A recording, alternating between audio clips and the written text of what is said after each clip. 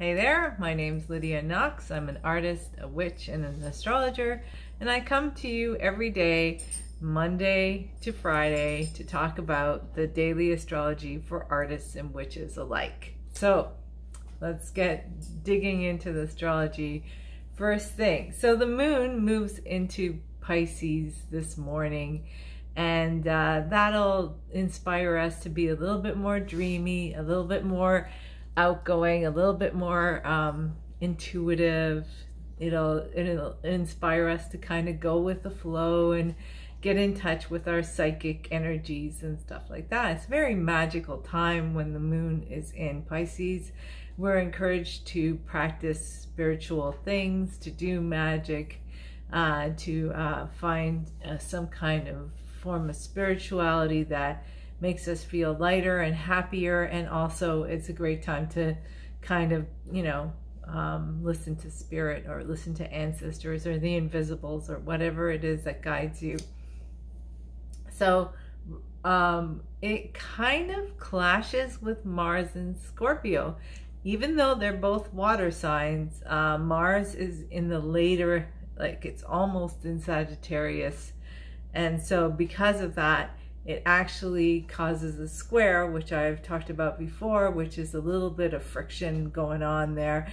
We're encouraged to really question our deepest, darkest emotions and our deepest, darkest secrets and come to terms with them. And some of them may be a little bit uncomfortable, right? Especially if somebody else is displaying your vices before you. Like that might be something that you might be struggling with. So do know that you might be quick to anger in the first part of this morning. It should fizzle out by the afternoon, and by tomorrow it won't be so bad. But just in the morning you may feel a little bit of a knee-jerk reaction to people who are difficult. And it seems that in the next 2 days we're going to be dealing with that subject of difficult people, of narcissists, who are people who take and who have nothing to give, who I also like to call psychic vampires, who are magical people themselves, but instead of creating their own magic, they kind of suck it out of other people around them. So yeah, so it's kind of important to be aware of that. The moon this morning and today squares with the North Node, and the North Node is our compass star. It is our guide. And in Gemini, it asks us to, look at both sides of the picture, to take an intellectual view of our spirituality, because the moon is going to be in this very spiritual, nebulous place. But the North Node is in Gemini, which likes to logic things out, which likes to puzzle things out. So it's a combination of the both. Think of playing a game of chess where you rely on your intuition and your intellect to kind of win the game, right? So it's the same kind of energy, balancing the intellect with the intuition and working it out to kind of come to a more holistic view of things. So, and it also, because the South Node, which is where we came from, our past, our karmic issues, is opposite to the North Node, and it also squares with the moon, there's a sense that there could be some karmic issues in the past that can come into play. And one thing that I thought was really interesting is I have a lot of resentment against Christian religion because of my own past experiences. And someone brought it up that, possibly my ancestors actually had to fight. Like there was a fight between Christianity and pagan views, and there was a clash, and they can actually understand this clash within myself, right? And so one of the things that I'm going to be doing is writing down my resentments, and I'm in Overeaters Anonymous, so I use my higher power. My higher power is my magic and my pagan outlook. and kind of give all those resentments up to my ancestors who understand this struggle.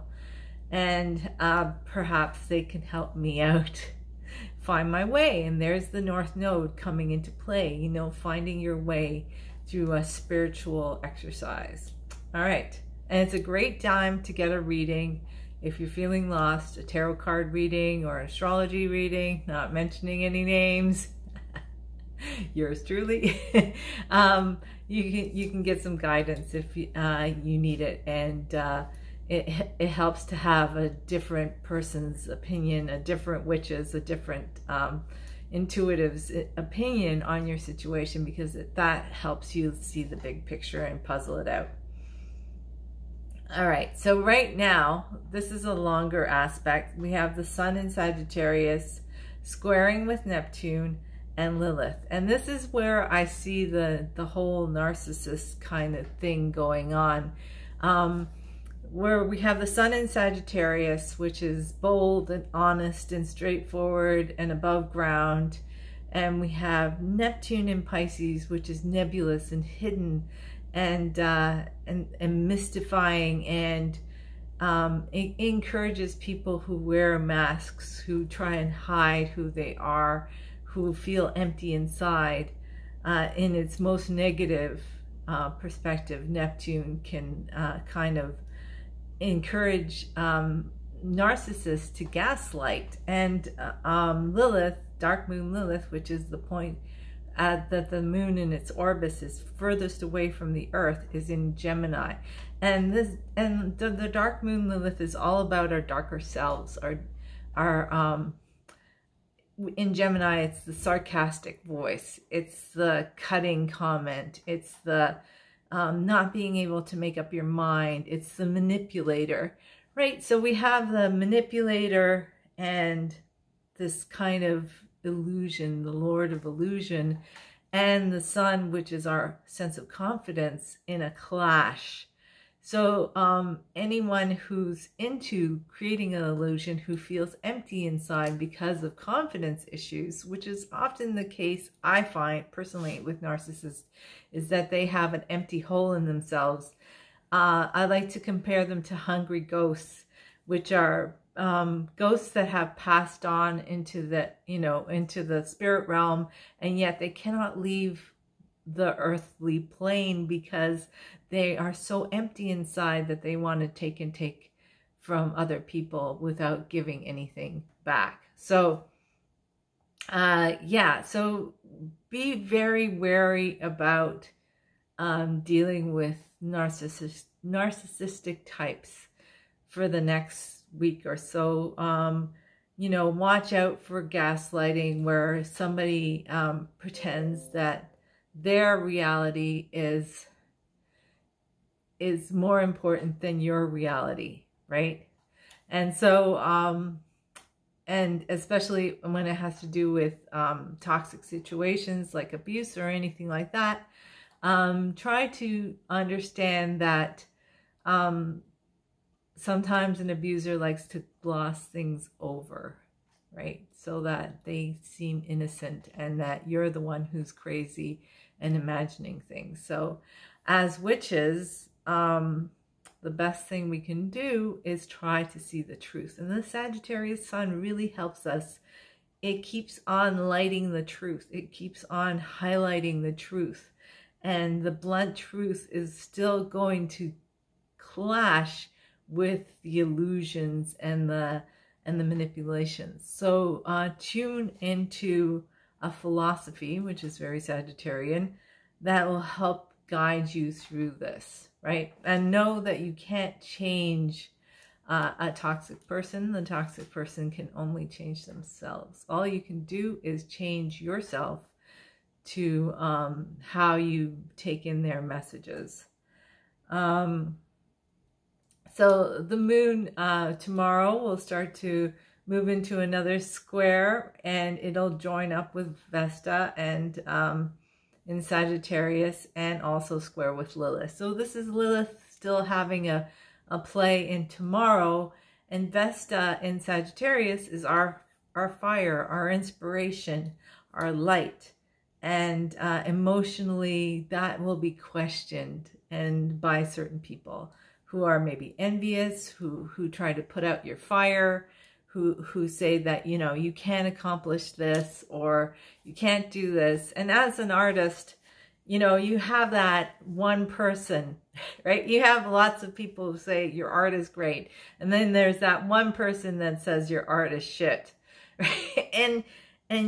And I don't know about you, but I seem to focus in on that person who said my art is shit.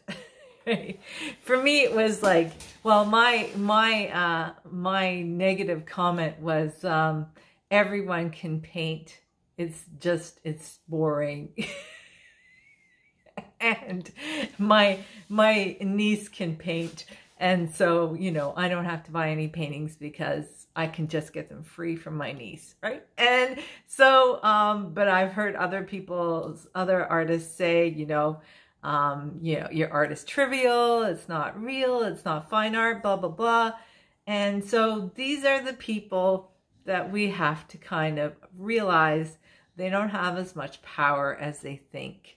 And their comments can really cut if we're struggling with our sense of confidence, right? But so it's important to realize and to really appreciate those people who have taken the time to say, wow, that piece of art is amazing, or, you know, you're amazing, or what you did, or, you know, your magic or your spiritual connection that's authentic is amazing, right?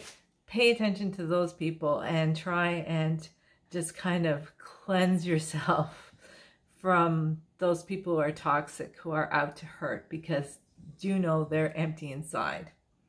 So the moon also starts to move into a sextile with Uranus and Taurus, which means that the novel idea, the message from spirit, the visionaries will actually give you a new perspective that'll help you kind of guide you and navigate you through this. Like, so opportunities come from connecting to your spiritual source.